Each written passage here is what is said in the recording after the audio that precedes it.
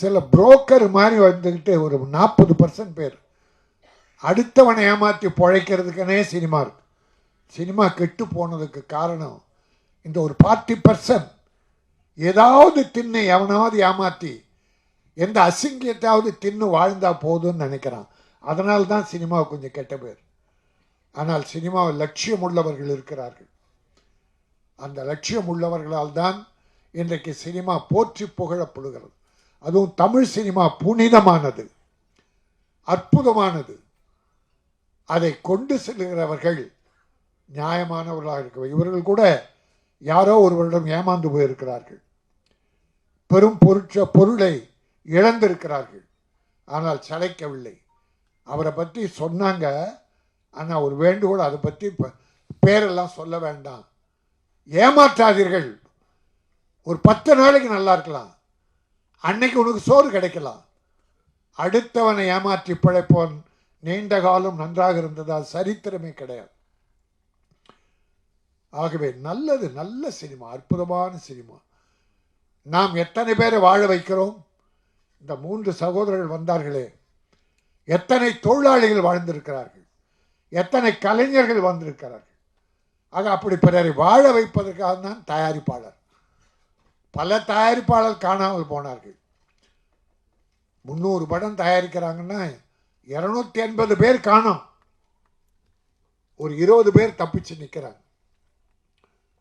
ஆக அப்படி இருக்கிற சினிமாவில் துணிச்சலோடு இந்த சினிமாவில் நான் வெற்றி பெறுவேன் என்ற நோக்கத்தோடு அண்ணன் தம்பிகள் 3 பேரும் ஒற்றுமையாக இருந்து, அதில் பாலா சீதாராமன் வந்து கவிஞர், வழக்கறிஞர் அண்டு கவிஞர், 3 அண்ணன் தம்பிகள் ஒன்றா இருந்து கலந்து பேசி காரியம் செய்கிறாங்க.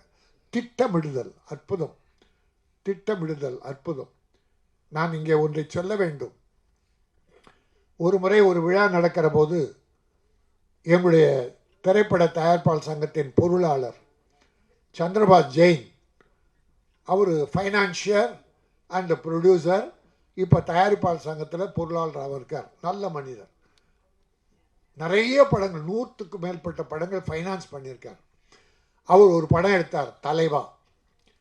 அந்த தலைவா படத்துக்கு ஒரு அப்போ பதவியில் இருந்தவங்க பழி வாங்கினாங்க ஹீரோவை, அது வேற. ஆனால் அவர் வந்து மேடையில் சொன்னார், நான் வேற எதையும் பேச வரல, ஒரு அற்புதமான நடிகர் இருக்கார், அந்த நடிகர் என் படத்தில், தலைவா படத்தில் நடிக்கிறதுக்கு நான் அட்வான்ஸ் 1.5 லட்சம் கொடுத்தேன். பட் அவர் நடிக்க முடியல, அன்னைக்கே அவரால் வர முடியல, நடிக்கலை. ஆனால் 1 மாதம் கழித்து அந்த நடிகர் என்னை தேடி வந்து, நான் கொடுத்த 1.5 லட்சத்தை இந்தாங்க வச்சுங்க, உங்கள் படத்தில் என்னால் நடிக்க முடியல என்று சொல்லி திருப்பி கொடுத்தவர். அவரை போன்ற நடிகர்கள் நாட்டுக்கு வேணும்னார். அவர் தான் தம்பி MS பாஸ்கர். சந்திரபாஸ் ஜெயின் வந்து மேடையில் அது மட்டும் பேச தான் வந்தேன். ஏன்னா இது ஏன் சிறப்பு பெறுதுன்னா, அட்வான்ஸ் வாங்கி நடிக்காமலே வேற படத்துக்கு அதிக சம்பளம் கொடுக்குற படத்துக்கு போயிட்டு இதுக்கு நடிக்க மாட்டான், வாங்கின பணத்தை திருப்பி கொடுக்க மாட்டான். நிறைய நடிகர் இருக்கான், நிறைய நடிகர்கள். எங்கிட்டே 3 நடிகர்கள் ரொம்ப வேண்டியவங்க 2 லட்சம் 1 லட்சம் 3 லட்சம் வாங்கிட்டு நடிக்கலை, கொடுக்கலை. கேட்டால் இல்லைண்ணே அந்த டேட்டு எக்ஸ்பைரி ஆகிடுச்சான், தேதியை விற்கிறானுங்க. 3 நாள் டேட் வாங்குகிறோம், அந்த தேதியில் மழையோ வெள்ளமோ ஏதோ வரல, அப்போ நடிக்க முடியல. நான் தான் தேதி கொடுத்தா நீங்கள் நடிக்கலைண்ணே, எடுக்கலைண்ணே, அதனால் ஃபைனா. பாவி ப்ரொடியூசர் கஷ்டப்படுறான், உனக்கு பணத்தை கொடுத்துட்டு சாப்பாட்டுக்கு இல்லாமல் கஷ்டப்படுது குடும்பம். ஒரு இறக்கம் உள்ளம் கிடையாதா? எவ்வளோ நாள் நல்லா இருக்க போகிறீங்க அடுத்தவன் பணத்தை வச்சுக்கிட்டு? ஆகவே ஒரு நல்ல நிகழ்ச்சி. இங்கே எங்கேயோ போகுது ரூட்டு. ஆனால் இந்த மதிமாறன் என்கிற படம் முக்கியமான விஷயம். இப்போ தான் இந்த தமிழ் உலகத்தை இசைத்துறையில் உலகளாவில் ஓங்கி செலுத்து சென்ற இசைஞானி இளையராஜாவின் மகன் கார்த்திக் ராஜா, அவருடைய அற்புதமான இசை. 3 பாடல்கள், 2 பாட்டு சின்ன சின்ன பாட்டு, ரீ ரெக்கார்டிங். அது அந்த குடும்பத்துக்கு அவர் வழி வந்தவங்களுக்கு ஒன்று நம்ம இப்போ புதுசாக சொல்ல வேண்டியதில்லை. அது பாராட்டு மழை பொழிந்த அதில் நனைந்து கொண்டிருக்கிற குடும்பம். அவர் அப்பாவும் சரி பிள்ளைகளும் சரி. அந்த தம்பி இங்கே ப்ரொடியூசர் ஒத்துழைத்து அற்புதமாக படம் பண்ணி கொடுத்துருக்காரு. அவர் தான் இன்றைக்கு ஹீரோ. அவரை நான் மனதார பாராட்டுகிறேன். இதை விட இன்னொன்று பாராட்ட போகிறேன். இதில் பாருங்கள், சால்வையே யாருக்கும் போடலை. சால்வை பூச்செண்டு மொத்தையாக கொடுக்குறானுங்க.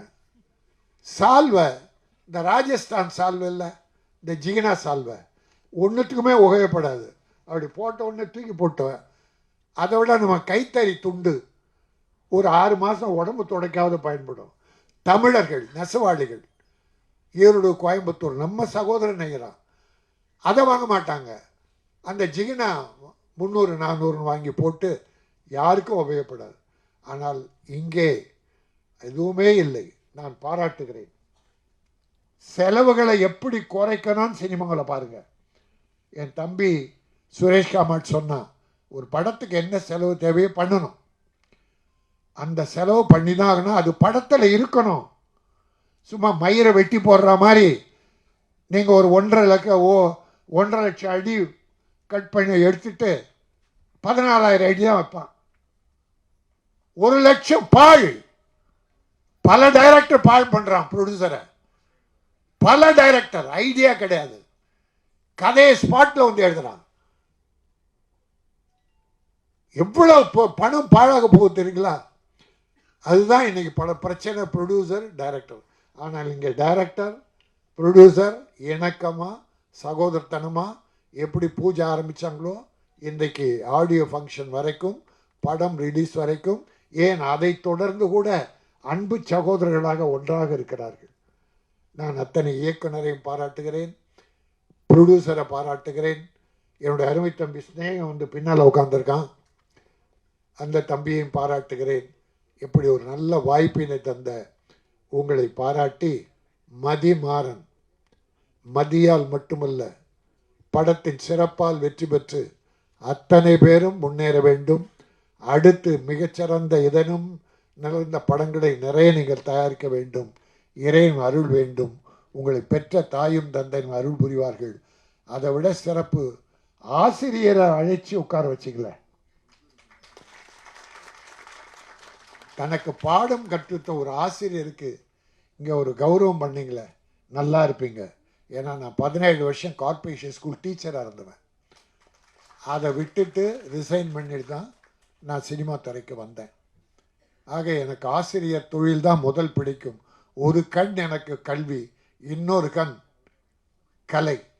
அதனால்தான் காமராஜ் மெட்ரிகுலேஷன் பள்ளியை இன்றைக்கு ஏழைகளுக்காக நான் வண்ணாரப்பேட்டையில் நடத்திட்டு இருக்கேன். ஆக நல்ல காரியம் நானும் தொடர்ந்து செய்து கொண்டிருக்கிறேன். உங்களை போன்ற நல்ல தயாரிப்பாளர்கள் நிலைக்க வேண்டும், வெற்றி பெற வேண்டும். வாழ்த்துக்கள். செய்திகளை உடனுக்குடனும் துல்லியமாகவும் தெரிந்து கொள்ள சப்ஸ்கிரைப் பண்ணுங்க.